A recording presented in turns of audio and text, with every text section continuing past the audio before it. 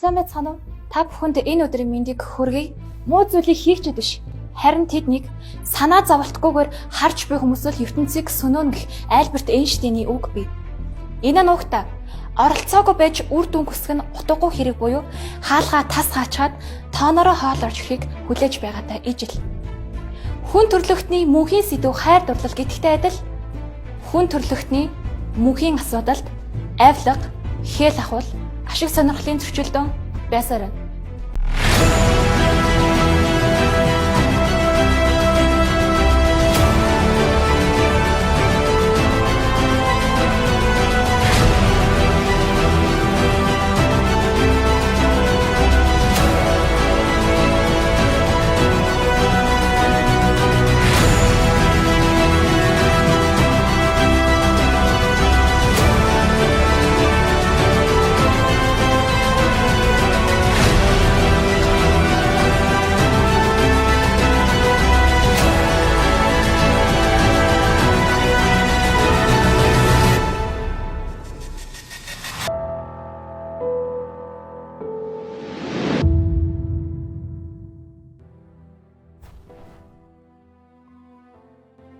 Та нарт ийм зүйл тохиолж байсан хамгийн ойр жишээн дээр яг нэг тийм авилгалтай холбоотой.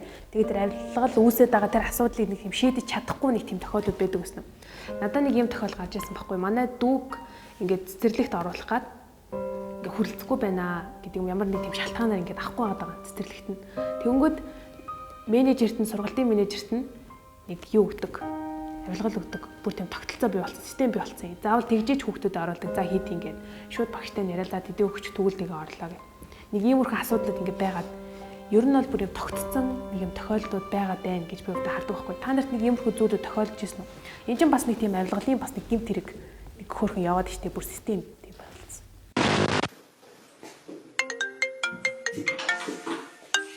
Бэнэ үү? Манай цэцэрлэгийн бүртгэлд өөрчлөгдсөн. Дахиад хүүхэд авах боломж байхгүй. Тийм, би танд хэллээ шүү дээ. Дахиад ямар ч боломж байхгүй.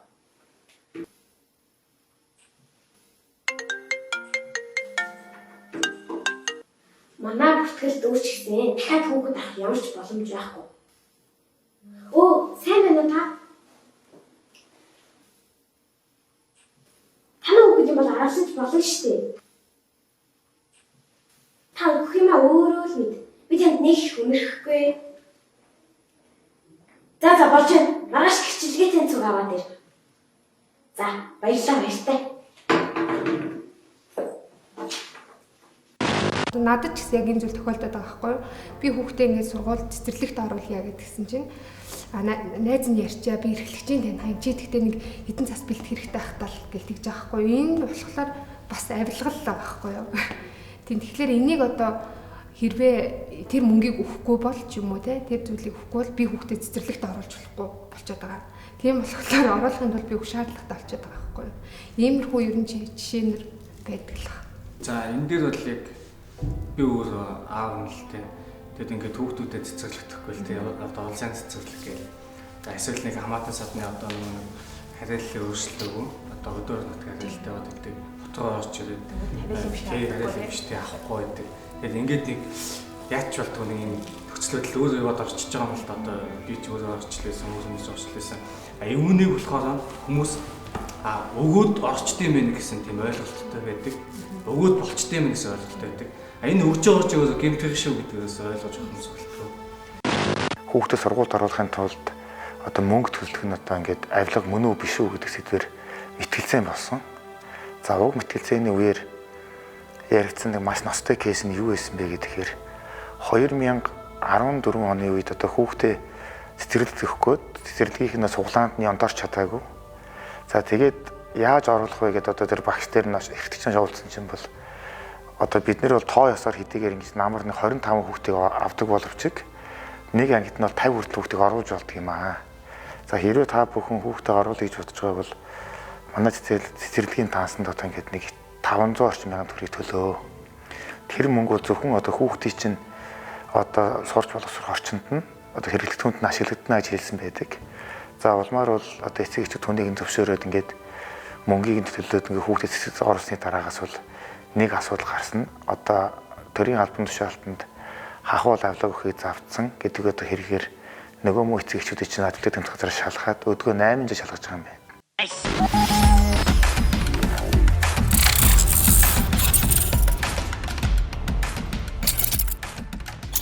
Авилга гэдгийг ер нь ард иргэд маань өөрсдийнхөө эргэн тойрондоо яг авилга гэж хүлээж авахгүй байгаа нөгөө жижигхэн одоо жишээлбэл хүүхдээ сургуульд оруулах, цэцэрлэгт оруулах ч юм уу те энэ зүйл дээр одоо жишээлбэл эмнэлэгт одоо ингээд төрлөө гэхэд эмчнэрт нь гайгүй хоолцоо ч юм уу те бас нэг хэдэн төгрөг өгчдөг ч юм уу энийг өөрсдөө ард иргэд маань авилга гэдгийг авилга өгч байгаа гэдгийг мэдэхгүй байгаа юм те би ч гэсэн өөрөө мэдэхгүй л байсан байна л да. Тийм зүгээр гар цайлгаж юм те ингээд одоо жишээлбэл намайг их барьж авч байгаа юм чи эмчнэрийн хооллох хэвээр те мөнгө төгрөг өгөх хэвээр гэд бүх хүмүүс ч юм тэгээд сэтгэгүйд нэг тийм суудсан ч юм уу. Хүн болгон энэ зүйл чинь байд юм байна шүү. За ингэжээж би одоо миний ажилд холбогдох юм байна. Ингэжээж би хүүхдээ цэцэрлэг сургуульд оруулах юм байна гэдэг. Тий, байх ёстой юм байд юм байна. За би өгөөл ингэ байх ёстой замаар явчих гэсэн тийм зүйл бол маш олон байдаг л та тийм. Гэтэ бас нөгөө нэг талаас нь ингэж харж бас болохгүй хаа. Яг өгөөл болчихно гэхгүй бас нөгөө талаас нь заавалчгүй өөх нөхцөлийг бүрдүүлээд байгаа байж бас болно шүү дээ. Одоо жишээ нь төрийн албаа одоо төрд гэж бодох юм бол нэг газар ингээд газар аваад барилга барих хичээлээ гэж бодоход тухайн газрын ингээд одоо ингээд барилга барих боломжгүй гэсэн тийм журам батлал. Тэгээд өнгөд нь ялцчихгүй нөгөө нарилга өгөөд нөгөө нэг бүтээгчээс ажиллаа бүтээчдэг ч юм уу те. Нэг талаас ингээд хоёр талаас нь харж үзэх юм зүг болов гэж үзэж байна. Бид нар одоо жишээ нь хамгийн эхлээд цэцэрлэг сургуульд оронгууд харьяалын биш байна. Хүлцээ хүрхгүй байна. Нэг ангид одоо 30 40 60 хүүхэд ингэж нэг ангид орж ийна. Нэг юм хэрхүү тохиолдол байгаа даа шүү дээ. Яг энийг ингээ хараад үзэхээр төрөөс иргэддээ тухайн бус нутагт амьдарч байгаа иргэдэд нэг тийм хүрлцэхээр юм үйлчилгээний байгууллагуудыг бүрэн хангаж өгөхгүй байгаагийн улмаас иргэд одоо тийм авилгалын нэг тийм хэлбэрт орох нөхцөл нь бас бүрдээд идэм болоо гэж би өөртөө хараад байдаг байхгүй. Энд цэцэрлэгийн буруу байхгүй шүү дээ. Тэр чинь нөгөө хүүхдээ цэцэрлэгт нөгжөөж тэр хүн чинь ажилдаа болохтой болох боломж нь нөгдөн. Нэгдүгээр чинь өөрөөсөө зохиомлоор энэ заваа юм хийчээд эцэс сүлдэн тэр цэцэгчүүдийг ингээд 7-8 цэцэгч ингээд 8 жил шалгаж байна гэж одоо юу гэсэн үг вэ? Манай төрийн үйлчилгээний байгууллагуудад ажиллаж байгаа төрийн үйлчилгээний ажилтнууд, төрийн алба хаагчд те нөгөө хаанаасаа хаалгач нь гэдэг шиг бүгд хүнд сурталтай байна. Төрийн алба хашж гинэ гэдэг нь нийт иргэдэд үйлчлэх одоо үүрэгтэй би энд сууж шүү гэдгийг ойлгохгүй байна. Тэгээ тийм учраас нөгөө өөрийнхөө сууж байгаа тэр местэн дээр их зан гаргадаг, хүнд суртал гаргадаг. Хүн гэдийгээ суугаад байхаар мэдээж иргэн ажиллаа бүтээх гэж явж байгаа учраас яавал би хурдан одоо асуудалгүй энэ ажлыг хурдан бүтээж болох вэ гэдэг эрэлт гарч штэ. Тэгээ тэр эрэл нь одоо нэг хитэн төгрөг өгчвөл дорн бүтчихнэ гэдэг ийм ойлголт тогтчихсон. Тэгэхээр энэ төрийн алба хаагчдын одоо тэр ажилдаа ялархаж ханддаг, хүнд суртал гаргадаг нэг ийм төрийн алба хаагчдын л ёс зүйн асуудлыг сайжруулчих уу гэж л бодогдсон шүү дээ. Жижигхэн жишээ гээл бодоход энэ нийтийн албан тушаалтан гэдэг чинь одоо бүх төрийн албан хаагчид орчиж байгаа. Тэгээд тэр албаны хамгийн энгийн одоо үйлчлэгээний нэг цэгийн үйлчлэгийг л бодъё л та. Би үнэмлэхээ яралтай очроогүй 2-3 хоног дотор гаргахын тулд тэдэн төгрөг гээд хүн болго ярьж идэг. Тэгсэн ирнэ ийл гаргаж чаддгүй. Гэсэн мөртлөө тийм зүйл байдаг. Янз бүрийн зүйл.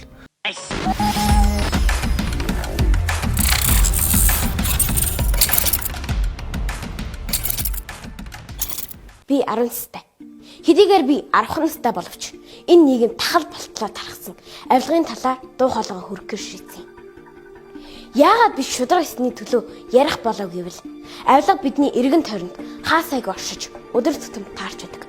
Дөнгөж сайхан миний үзүүлсэн үйлдэл бол авилгын ганцхан жишээ. Авилгатай тэмцэх газраас зарласан шинэ үе авилгыг төвчөхгүй сэдвт илтгэлийн уралдаанд итгэлээ хилцүүлж байгаадаа би баяртай байна. Учир нь энэ бол сурагч миний үгээ хэлж үзэл бодлоо илэрхийлэх том боломж. Аав минь надад хэлэхдээ авилгыг үүсгэж байгаа хамгийн гол шалтгаан нь ядуурл. Бас хүндрэл олон шат амжилга юм гэдгийг хэлж ойлголоо. Гэхдээ энэ бүхнээс илүүтэйгээр тухайн хүний хүмүүжил эсцэн нөлөөлөл гэдгийг хэлсэн. Авилга маш олон хэлбэрээр нийгмийн бүхий салбарт оршсоор байгаа нь харамсалтай. Авилга ямар шудраг бусан бэ гэдгийг та олон жишээн дээр харж байна. Хамаатны дүү маань цэцэрлэгт орж чадахгүй 2 жил дараалан суглаанд бүсгэрсэн.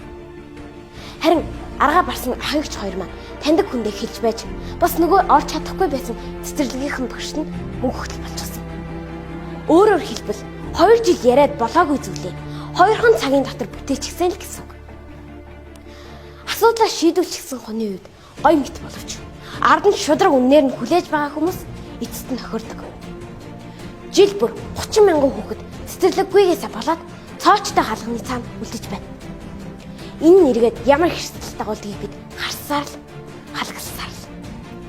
Гэтэл энэ авлага гихч айхтар мангас хичнээн олон хүүхдүүдийн цэцэрлэгийн мөнгийг залгисан бол сурагч бидний дунд ч шудраг бус үйлдэлх гардаг.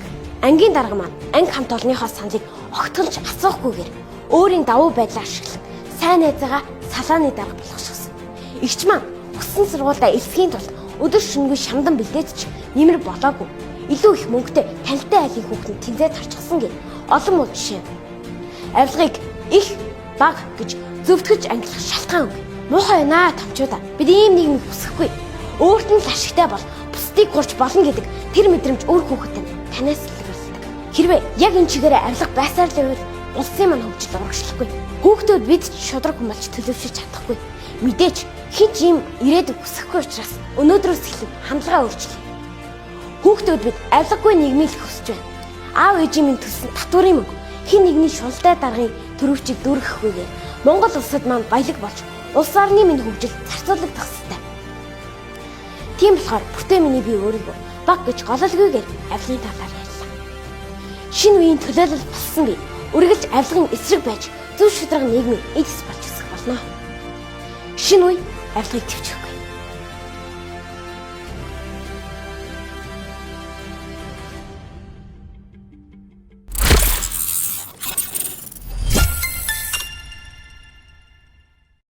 Хүүхдүүдийг цэцэрлэгт байхаас нь сургуульд байхаас нь эхлээд энэ буруу булхай зүйлтэй хэдэж хэвлэж болохгүй шүү гэсэн юм системтэйгээр ерхий боловсролоос нэг заах хэрэгтэй юм аа. Тэр үлгэрлийг багш нар нь өөрсдөө зүүж явах хэрэгтэй юм аа.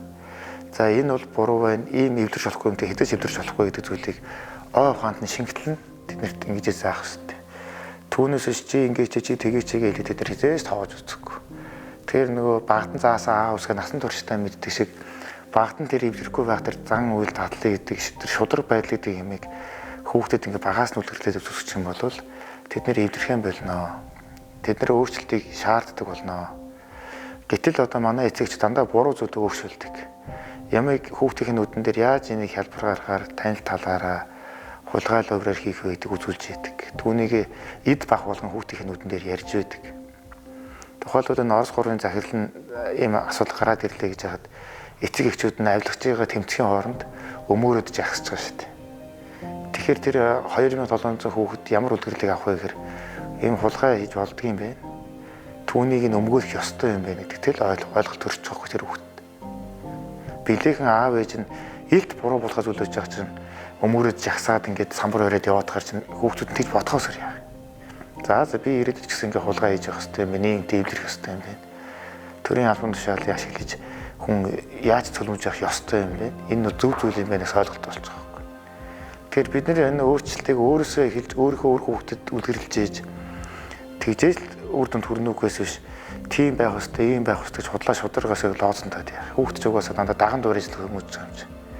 Ном хүүхдэд ном унш гэж мянга хилдээд хүүхд ном уншдаг гэж байна шүү дээ. Харин аав ээж хоёр нь орой болгон ингээд ном уншаал хэвчээд ах юм бол хүүхд нь тэр нэг өдөр л аавыгаа ээжигээ дураагаад хажууд нь хэвтэл ном уншдаг болдог гэж байгаа байхгүй. Тэгэхээр бид нар бас өөрсдөө ингээд өдөр шөнөгүй хуцаа авчихж хүүхдээ хувцас битгий өгөх гэх юм бол тэд нар хувцас уухгүй гэж байхгүй шүү дээ. Тэгэхээр дандаа үлгэрлэлээр хүүхд сурдаг учраас зөв зүйлийг үлгэрлэж тэгж өссөн хүүхд бол зөв зүйлийн төлөө л байна. Нуурахгүй хувирахгүй. Залуучуудад бол одоо тэгж л өөрчлөлтнөөс биш бусдаар бол ямар ч тийм байхгүй. Залуучууд юу н оролцохгүй олон шалтгаан бий. Өглөө сэрэл зээлэн сэрээдэг, ипотекийн зээлэн сэрээдэг, машины зээлэн сэрээдэг. Ийм их ажилтаа авахд хэн нь ингээд тэмцээд талбай ороод ингээд тэнхтэд явж явах вэ гэсэн хандлага маш их байдаг. Үнэхээр завгүй шүү дээ юм чинь. Нийгэм чи бидрийг завгүй ойлгож шүү дээ. Зээлэн нэхэгдээд хахад ингээд нь шүү дээ. Ийм зүйл олон байдаг аахгүй. Энэ бас тэ хаана л асуудалтай. Тэгэхдээ ядаж цахим орчноо ч гэсэн эрүүл байхын тулд зүв зүйл дээр нэг дээрэл гэж уриалмаар. Би бас залуучуудыг тоохгүй байна гэж бас бодохгүй байгаа. Яг мэдээж одоо асуудлыг хуулийн байгууллагт хүн болгон өргөдөл гаргаад явна гэдэг бол тухайн хувь хүнийхэн зүгээс бодоод үзэхэд цаг хугацаа тэгээд өмнө ярьсан одоо тэр дарамт янз бүрийн байдлаар миний мэдээллийг буруугаар ашиглах вэ гэдэг ийм айдас болгоомжл байна шүү дээ тий. Тэгэхээр яг бид өнөөдөр цаг зав зарцуулахгүйгээр бичиж болдог юм одоо ингэ нийгмийн сүлжээнүүд байна шүү дээ. Үүн дээрээ ч гэсэн одоо үгээ хэлж үзэл бодлоо илэрхийлж байгаа нь бол энэ авилгын эсрэг дуу хоолойгоо хүргэж байгааны хэлбэрэл гэж бодож байна.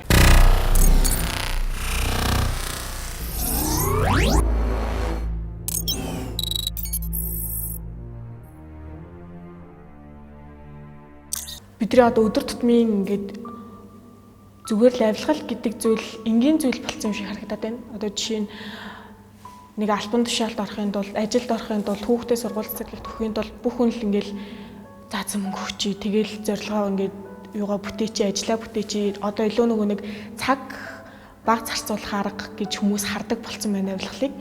Тийм учраас ерөнхийдөө Монгол улсын хувьд хууль тогтоомжиндоо шинжилэлт хийгээд эсвэл нөгөө нэг одоо нөгөө нэг яг тэр авилгал аваад байгаа тэр нөгөө албан хаагчдыг илүү ингээд сургалт зохион байгуулалтаар ч юм уу эсвэл ингээд илүү ёс суртахуун одоо тэр төрийн албаагч ёс зүй гэдэг ч юм уу тиймэрхүү дүрм журмаар нь хяналт шалгалт тавиад илүү жоох ингээд хатуу байдлаар хандахгүй бол энэ зүгээр л ингээд хэвээ л үргэлжилж идэг яасан ч байсан ингээд зүгээр хүмүүсийн яриг хэвээ ярьж идэг зүйл болж өнгөрөх юм шүү гэж миний хувьд үзэж байгаа. Тэгэхээр энэ авилга албан тушаалын гэмт хэрэг мал одоо хүн зурцлаас бол үүдэж бий болж гин гэж өөрөө л үздэг. За энэ хүн зурцлыг хэн болгоод өгнө гэхээр албан тушаалтангууд өөрсдөө байдаг. Тэгэхээр энэ хүн зурцлыг багасгахын тулд энэ албан тушаалтангуудын оролцоог төрийн үйл ажиллагаанаас бол багасгах хэрэгтэй. Багасгахын тулд захим технологиг ашиглах нь зүйтэй. Гадаад зарим орнууд бол авилгын эсрэг авж байгаа арга хэмжээнүүд бол энэ техник технологийн твшилтийг ашиглаад за бүх төрлийн үйлчлэгийг ихэмжлэн төрлийн үйлчлэгийг бол захимжуулж. За энэ нь бол одоо авилгын гэмт хэргийг багасгах маш үр дүнтэй аргууд нэг байгаа. Энэ аргыг бол Монгол улс одоо хэрэгжүүлж байгаа гэж миний хувьд бол үздэг. Гэтэ энэ бол өнөөдрийн байдлаар бол яг төгс хэмжээнд бол хүрч чадаагүй байна. Бид бүгдээр л мэдчих. Хуульчин байна уу, шүүгчин байна уу, цагдаа байна уу, аав нь ах нь бид нар бүгдээ энэ захин мэдээллийн хэрэгслээс хэн нэгэн дөрөвний авилга аваад хэн нэгэн дөрөвний одоо ял завшаад хэдний юу хийгээд явж бүгд нээлттэй байгаа тийм. Би өөр дөрөө зүгээр мэрэгжлийн хувьд бас хувь хүний бодлоор харах юм бол би энэ нийгэмд хэрхэн яаж амьдрах вэ гэдгээ бодоход айгүй эрсдэлтэй байна л гэсэн үг. Би шудраг яваад шудраг хуульч болоод энэ нийгэмд амьдрах чадахгүй эсвэл чадахгүй гэдэг зүйлс харагдаж байна л гэсэн. Ерөөсөл би өнөөдөр өдрийн 8 цаг ажиллаад 7 хоногийн 5 өдөр ажиллаад хагас бүтэнсээ өдөр бас өөрийгөө хөгжүүлээд ажиллаад явж байгаа эцсийн үр дүн маань гарахгүй. Дан ганц би өөрийгөө өргөдгөө залуучуудын төлөөлөл болоод олон мянган уур хаачин залуучууд, олон мянган ажилтан ангийн тэр сайхан залуучуудын өмнөөс харахад бол тэр бүгд л бодож байгаа. Би өнөөдөр ингээд газрын гүнд шороо малтаа сууж байгаа оронд яагаад төрийн өндөр албан тушаалтан юм уу эрхвгийн албан тушаалтан болоод авилга аваад ингээд энгийн сайхан амьдарч болохгүй мэй гэдэг ийм бодол хүн болгонд суудсан. Энэ бол аюулын харанг дэлдэж байна л гэсэн. Ард иргэд бид бүхэн өдөр алга нийгмийн харилцаанд оролцдог. Тэр тусмаа ялангуяа бид өдөр тутамдаа цэцэрлэг, сургууль, эмч эмнэлгийн байгууллагаар үйлчлүүлдэг байна. Тэр харилцаанд орохдоо бид бүхэн маань тодорхой хэмжээгээр өөрсдөө авилга өгж байгаа мэддэггүй юм шиг өнөөдөр миний хувьд санагдлаа л да. Тэгээ миний бодлоор одоо юу гэж дүгнж бодож байна вэ гэхлээр бид бүхэн нийгмийн харилцаанд орохдоо хэрвээ таны хүүхэд өвдсөн бол эмнэлэг твтэй гэж бодъё. Тэгэхэд бид нар найзтай хэлнэ, хэн нэгэнд хэлнэ ямар нэгэн шугамар дамжуулаад бид нар хүүхдээ хэвтүүлэхийн тулд авилах ч юм уу хэдэн 5-10 цаас өгөх шаардлагатай болдог. Тэр зүйлийг та эргэн та эхлээд бодоосоо гэж хүсэж байна Өнөөдөр бид нэр яг авилга гэдэг зүйлийг яг юу юм бэ тэрийгэ бодоод ухамсарлаад дор бүрнээ хичээцгээсэй гэж хүсэж байна. Хүмүүс одоо ингээл хэмжээний мөнгө авчаал зүгээр л ингээд нөгөө мөнгөнийхөө нэг хэсгийн хувийг торгоол гэж өнгөрөөд л ингээд ерөнхийдөө ийм байдлаар яваад байгаа нь ерөөдөө авилгал ингээд байх нь буруу штэ гэж олон нийтийн маас үзэж байна. Хууль тогтоомж одоо энэ шүүгч прокурорын зүгээс болохоор хуульд заасан тэр арга хэмжээнийхээ дагуу бид нар ингээд ажиллаа гүйцэтгээд энийхээ дагуу явж гинэ гэдэг жоо байхгүй. Тэгээд ингээд аль аль талаас нь хараад үзэхээр зүв байх магадaltaй бас буруу жах магадaltaй. Тэгэхээр нөгөө нэг анханасаа ингээд тэр тогтцсон хэв маягийг одоо ингэж халах тэр одоо нөгөө цаг хугацааны хувьд жоохон уртч гисэндээ бид нар ингээд шинжилэлт хийхгүй бол ингээд өөрөөсөө ингээд дахиад ингээд нэг хувьсгал гэдэг шиг те дахиад нэг зүйл хийхгүй бол энэ авилгал цаашаа үргэлжилсээр л байх гэж бодож байна.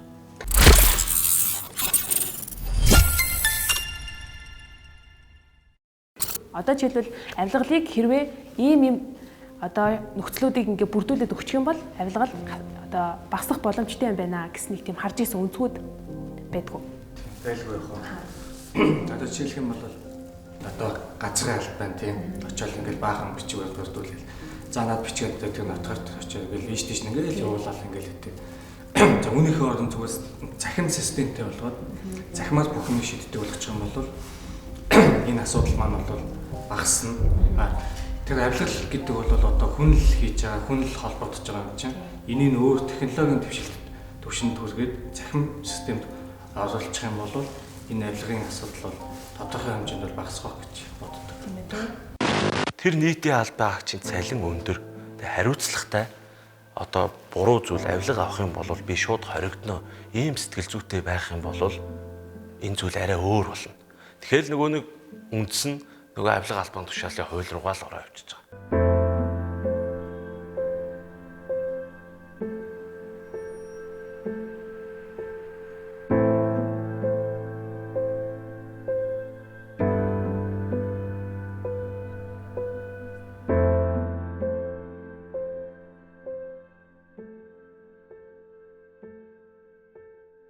За миний бодлоор бол хамгийн түрүүлж авилга албан тушаалын гэмт хэрэг гэдэг энэ хуулиа чангадах хэрэгтэй.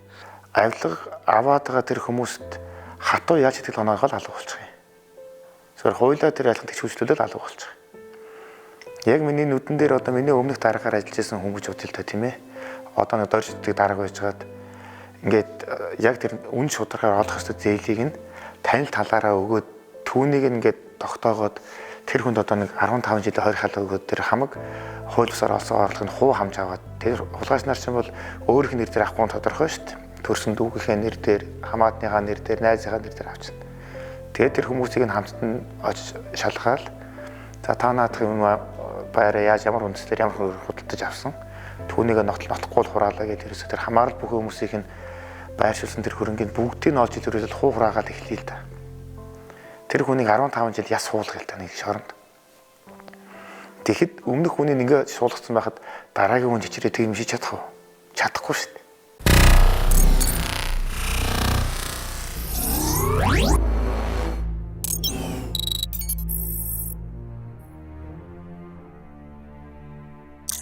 Тэрний дараагаар шүүхтэр мафа үүсч эхэлнэ.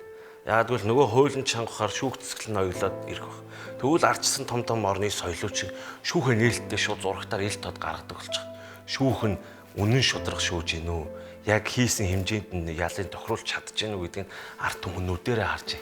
Замын төвжирлийн инновашнээр хардаг болчихсон шиг хэнийг яаж шүүж байгааг хардаг болчих. Гэхдээ хууль нь чанга. Ингэх юм бол юм эрс өөрчлөгдөнө. Энэ бол хамгийн ихний шийдэл гэж харж байгаа. Одоо энэ авилгачдтайгаа ингээ үр дүнтэй өөр нөлөөтэй тэмцээн хажуугаар олон түмний оролцоог сайн хангах ёстой. Тухайлбал Солонгосын гоё жишээ байдаг юм билээ.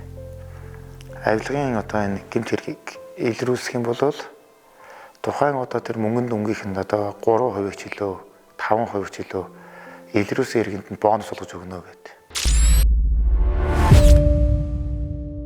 Эрх зүйн зохицуул байхгүй юу? Би яаж хамгаалагдах вүлээ, тийм ээ? Надад одоо ямар нэг байдлаар дарамт шахалт ирэх вэ гэсэн юм айдас имэйлт байдаг учраас ингээд нөгөө мэдээлэл өгөхгүй Тэгэхээр мэдээлэл өгөхгүй байгаа учраас нөгөө хууль бус тийм ээ зөөл шудраг бус явдал бол байсаар оршсоор байгаад байгаа байхгүй юу. Мөн одоо тэр хууль бус тийм зөөл хийсэн одоо магадгүй одоо авилгын гэмтрийг үйлдэлсэн байгаа тэрийг мэдээлээгүй учраас ингээд хариуцлагагүй өнгөрцөн байхыг үүсэхгүй. Ийм учраас л одоо авилга ашиг сонирхлын зөрчлөөс урьдчилан сэргийлэхэд шүгэл үлээгчийг хамгаалах, урамшуулах тогтолцоо бүрдүүлсэн эрх зүйн зохицуултыг бий болгох ёстой гэж үздэг. Тэгэхээр авилгатай тэмцэх газраас улсын их хурлын даргын өгсөн одоо чиглэлийн дагуу шүгэл үлээгчийг хамгаалах тухай хуулийн төслийг боловсруулж хөргүүлсэн байсан. За энэ шинээр одоо эмхлэн байгуулагдсан засгийн газрын түвшинд хууль зүйн дотоод даргын сайд дээр тийм ээ тушаал гаргаж ажлын хэсэг байгуулад хуулийн төслийг эсэлэн боловсруулж улсын их хурлд өргөн мэдүүлсэн байгаа. За энэ хуулийн төсөл батлагдах юм бол тийм ээ одоо авилгатай тэмцэхэд чухал одоо хөшүүрэг болохын зэрэгцээ нөгөө нэг иргэдийн тийм зүгээс хууль бус зүйлийг ямар нэг байдал айдасгүйгээр төр албан тушаалтан хинт ч мэдээлэх юм боломжтой болж байгаа. Нөгөө талдаа иргэн хүн тодорхой нэг хөшүүрэг байх ёстой шүү дээ тийм ээ. Зүгээр ингээд иргэд мэдээлэхтэйс гадна магадгүй тэр сайн сайхны төлөө байх ёстой ч гэсэн бас урамшуул нөгөө тийм ээ. Улс орны нийтийн ашиг сонирхлын тий төлөө үлээсэн шүглэн магадгүй одоо өчнөө тэрбум төгрөгийн тийм ээ хохирол эсвэл нэг хүнийг халаасанд орох ёстой байснаас аварсан энийг тасалж зогсоосон байх юм бол одоо зохиурамшуулыг нь олгодог ч юм уу ийм тогтолцоо бүрдүүлж байгаа. Тэгэнгүүт нүдэн дээр ингээд нэг хүн илрүүлээд ингээд тийм урамшуулыг авчих юм бол Монголын бүх ард түмэн шилэн дансдаг юм чинь шүүрдэж эхлэх болно. Хүн болгоны хүсэл эрмэлзэл орно. Тэр чинь бас санхүүгийн хөшүүрэг байгаад шүү дээ. Тэгээд тэр шилэн дансыг яас тас хөтөлтгийг шаарддаг болно. Ард түмэн ч өөрсдөө. Яг тэр хүн чинь бас ингэж нэг улс оронд гав явуулах гэдэг шүү дээ. Тэгэл тэр төрсөн дүүтэйгээ ахт үстэйгээ тэр авилгын зөрчил бүхэд тийм ностой үйл гаргацсан байх юм бол түүнийг нь мэдээллээ. Үр дүнтэй шалгалаа. Арга хэмжээ тооцлоо. Учирсан хохирлыг нөгөө хүмүүсээр нөхөн төлөвлөлээ. Нөгөө хүнд нь бонусыг өглөө. Тэгэхээр ийм итчлэнгээр ингэж урамшууллын системийг нэвтрүүлэх байдлаар ингэ явахад бол энэ авилгачнуудаар л гიშгэх газар байхгүй шүү дээ. Тэр чинь Монгол улс чинь бас хаа очны үеуд бол бас их нээлттэй өгөгдлийг их сайн гаргаж ирсэн. Аз улс орноор жишг болох хэмжээнд гоё өгөгдөл болгосон. Тэгэхээр энэ компани ард хэм бэ, энэ бизнесийн ард хэм бэ, энэ юмны ард хэм бэ гэж илрүүлдэг болчиход. Тэгээд авилганд үр дүн гарна гэж ойлгож байна л да.